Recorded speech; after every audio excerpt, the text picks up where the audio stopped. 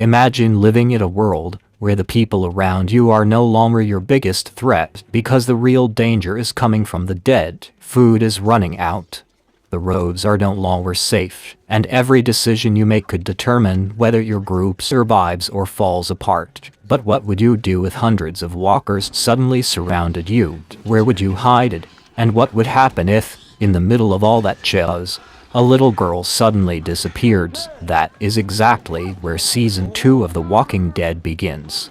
Today, we're breaking down the intense Season 2 premiere, What Lies Ahead, an episode filled with fear, emotional conflict, survival, and one shocking moment that changes everything. So let's get into it. After everything that happened in Atlanta and at the SEC, Rick and his group are finally moving on. They've left Atlanta behind. Now they have a new destination, Fort Benning. Rick tries to contact Morgan over the radio and lets him know that the group has left Atlanta, but reaching their destination is going to be much harder than they expected, because in this new world, no road is truly safe. Every turn could lead to danger. Every abandoned building could be hiding walkers, and every mile they travel brings a new challenge. Eventually, the group reaches a highway completely filled with abandoned cars. Cars are everywhere.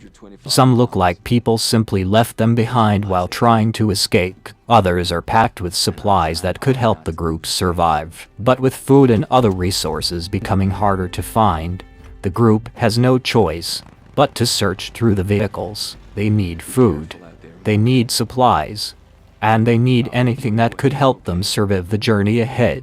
But there's one problem. They don't realize that something much worse is already approaching. And then they see them. One walker, then another, then more. And suddenly, the number keeps growing. This isn't a small group of walkers. It's a massive herd, hundreds of them moving together. And now the group has a serious problem. There is nowhere to run. The highway is blocked, the cars are everywhere, and the walkers are getting closer, so the group has only one option: hide. People crawl underneath cars. Everyone stays as quiet as possible, no unnecessary movement, no noise, because one mistake could expose the entire group. And if that happens, but in the middle of all this chaos, something even worse happens. Safiyah is spotted by the walkers. Rick immediately tries to protect her. He tells her to stay close and tries to lead her away from the danger. But Safiyah is terrified. She runs into the woods. Rick follows her. He tries to calm her down and convince her to come back. But when Rick returns, Safiyah is gone. There is no sign of her.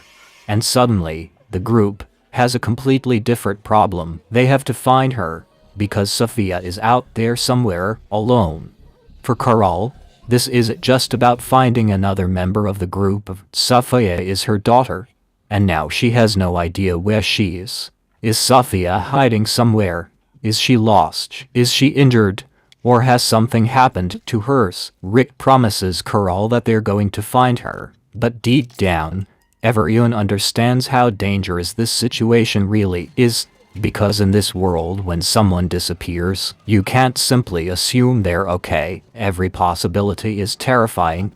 During the search, the group reaches a church. For a moment, it looks like it might be a safe place, but once they get inside, they discover that even this place has been taken over by the dead. Walkers are inside, and once again, the group has to fight their way through danger. The scene makes one thing very clear: there is no truly safe place anymore. Not the highway, not the woods, not even a church. The danger can be anywhere, but this episode isn't only about walkers. There's also a much deeper struggle happening inside Rick. After everything he has seen, after losing so many people, after watching the world collapse around him, Rick begins questioning his faith.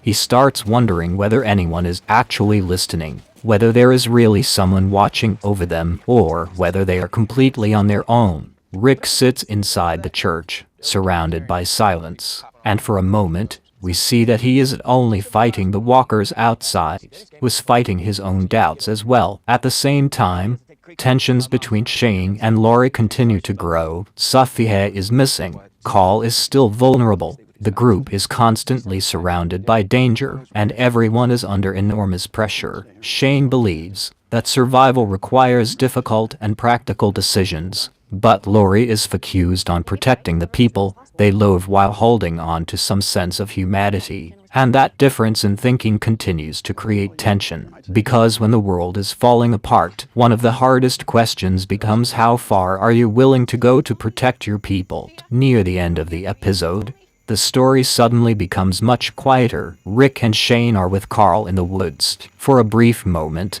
it feels like the group might finally get a little peace. Carl notices a deer. He watches it carefully, and then a gunshot rings out. But the bullet doesn't hit the deer, it hits Carl. Carl collapses. And just like that, a quiet moment turns into absolute panic. Rick rushes toward his son. Everything else suddenly becomes irrelevant. Safia is still missing, but now Carl's life is in immediate danger. Rick is terrified. Shane is shocked.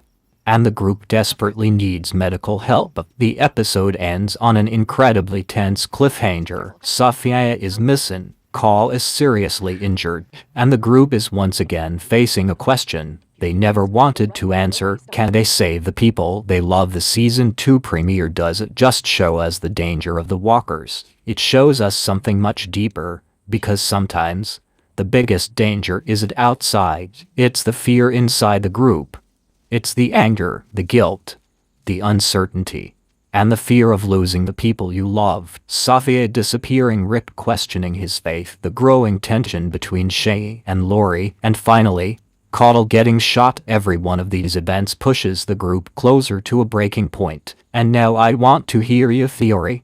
Do you think Safia is still alive? And after what happened to Carl, do you think Rick will be able to protect his family? What do you think is going to happen next? Let me know your theory in the comments. And if you enjoy detailed The Walking Dead story breakdowns like this, make sure to like the video and subscribe to the channel, because the story from here is about to become much darker. Breakdown. Until then, remember, in this world, the walkers aren't the only danger. Sometimes, it's the decisions people have to make just to survive.